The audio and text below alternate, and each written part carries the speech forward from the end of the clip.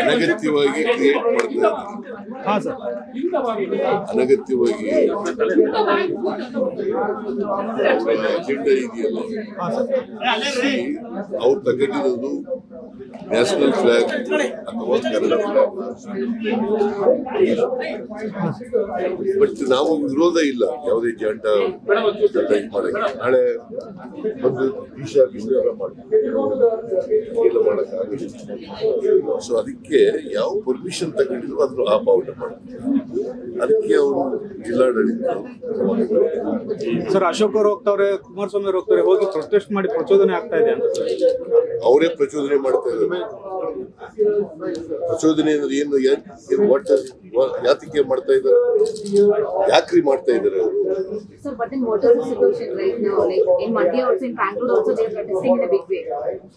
No, my point is why they are instigating, what for?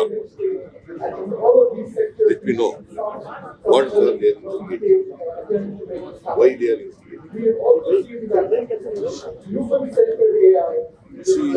Election ಬರ್ತಾ ಇದೆ, ಅದಕ್ಕೋಸ್ಕರ ಇವೆಲ್ಲ ಮಾಡ್ತಾ ಇದ್ದಾರೆ. ಎಲೆಕ್ಷನ್ಗೋಸ್ಕರ ಇವೆಲ್ಲ ಮಾಡ್ತಾ ಇದ್ದಾರೆ. ಅವರು ನಮ್ದೇ ತಕರಾರಿಲ್ಲ.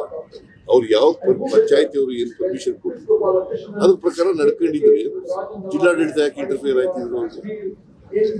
ಸಿದ್ದರಾಮಯ್ಯ ಹಿಂದೂ ವಿರೋಧಿ, ಹನುಮ ಧ್ವಜ ವಿರೋಧಿ ಅಂತೆಲ್ಲ ಹೋಗ್ತಾ ಇದ್ದಾರೆ ಸಿದ್ದರಾಮಯ್ಯ. ಬಿಜೆಪಿ ಬೇರೆ ಇನ್ನೇನು ಇರೋದು ನನ್ನ ಮೇಲೆ ಹೇಳಕ್ಕೆ. ಅದಕ್ಕೆ ಹಿಂದೂ ವಿರೋಧಿ ಇದೆ. ನಾನು Hindu. I love all people from all religions. ಗೊತ್ತಾಯ್ತಾ? ಎಲ್ಲ ಸೆಕ್ಯುಲರಿಸಮ್ ಅಂದ್ರೆ ಏನು? ಸೆಕ್ಯುಲರಿಸಮ್ ಅಂದ್ರೆ ಸಂವಿಧಾನದಲ್ಲಿ ಏನ್ ಹೇಳಿದ್ದಾರೆ? ಸಹಬಾಳ್ವೆ, ಸಹಿಷ್ಣುತೆ, ಸಹಬಾಳ್ವೆ, ಇನ್ನು ನಮ್ಮ ಚಾನಲ್ ಸಬ್ಸ್ಕ್ರೈಬ್ ಮಾಡಿಲ್ಲ ಅಂದ್ರೆ ಈಗಲೇ ಸಬ್ಸ್ಕ್ರೈಬ್ ಮಾಡಿ, ಶೇರ್ ಮಾಡಿ, ಲೈಕ್ ಮಾಡಿ.